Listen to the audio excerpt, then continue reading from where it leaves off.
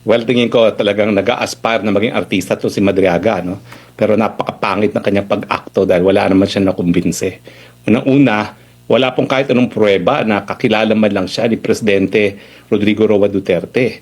Hindi gaya ng mga larawan na napakita niya na kasama si VP Sara na mga larawan na kinuha ng oath-taking ni Inday Sara Duterte at talaga namang naroon ako nung pagkakataon na yon at siguro mga 4 na oras ang ginugol ni Inday Sara para magpa-picture-picture.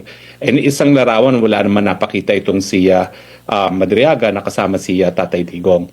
Bukod pa dyan, ano raw siya, parang na-traidor siya. Paano siya matatraidor? Hindi naman siya kakilala ng mag-ama. At ang sinasabi niya na ako daw ay meron ng personal na galit sa kanya, kaya ako sinampahan siya ng kaso.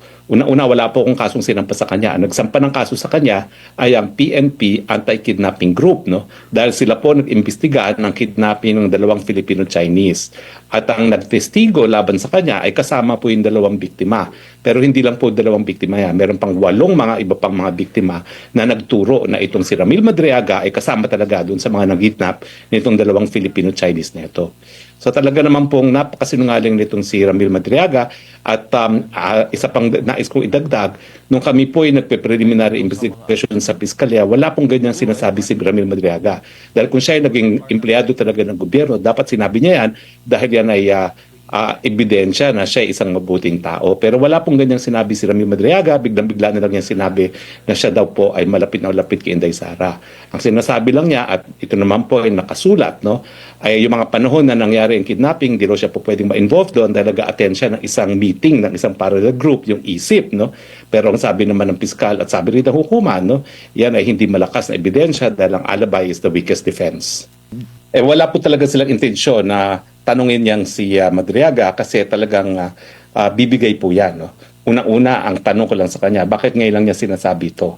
Bakit nung panahon ng preliminary investigation, hindi niya sinabi na personal vendetta ko lang to labang sa kanya? Hindi ba dapat doon pa lang sinabi na niya? Bakit ngayon lang niya linalabas ito? No? Pangalawa, kung talaga siya ay naging alagad ng batas at naging empleyado ng gobyerno, dapat linabas din niya yan, no? Para patunay na siya ay hindi kaduda-dudang karakter, no? Pero wala rin naman siyang ganyang sinabi. Pangatlo, yung mga sinasabi niya na siya ay malapit, nag-empleyo, anong gagawin niya? Dininay. Nag-file pa nga ng perjury case ngayon si VP Sara. At ang tingin ko nga, dapat itong impeachment na ito itigil kasi merong prejudicial question. No?